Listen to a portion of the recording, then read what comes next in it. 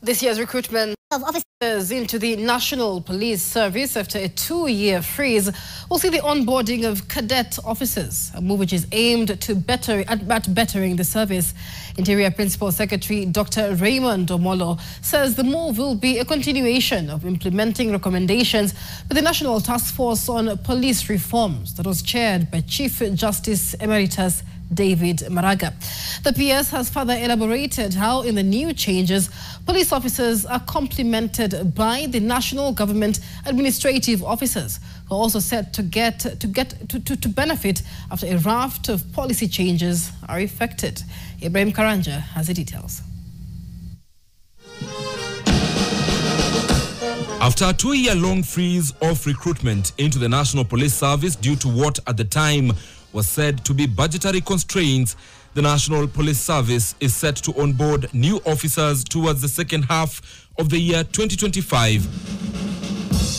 Interior Principal Secretary Raymond Omolo saying that the recruitment in the 2025-2026 financial year will see heavy implementation of the recommendations by the National Task Force on Police Reforms. Some of those have already been actualized, particularly the administrative ones, the ones that talk around the movement of officers, or just to address the gap of officers overstaying in specific or in particular stations over time.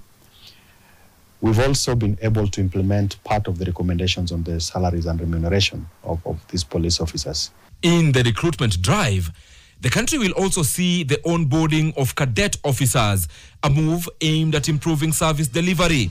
This will be a continuation of other steps that have already been taken, including a recent 20% salary increment across all cadres of the police service. There are issues around human resources that we must do.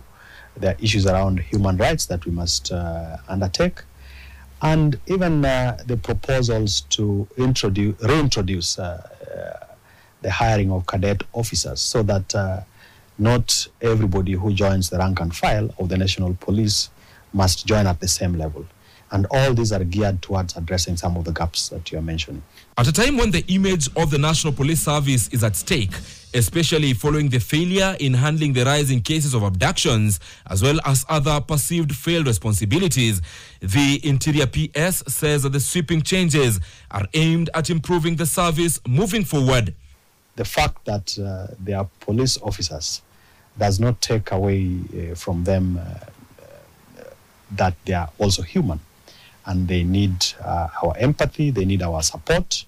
And even when we have a few bad elements, yes, we need to deal with them. But to a larger extent, we have very patriotic officers who serve, who make it their responsibility to keep all of us safe.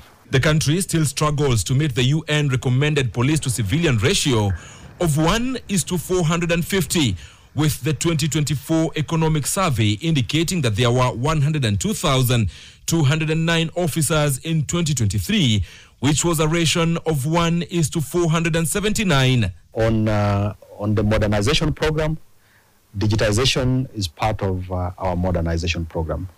The program is going to run for 7 years, and the expectation is that issues around the digital OB and even the digital police station and a number of other programs around just making sure that we make the service more efficient will come into play.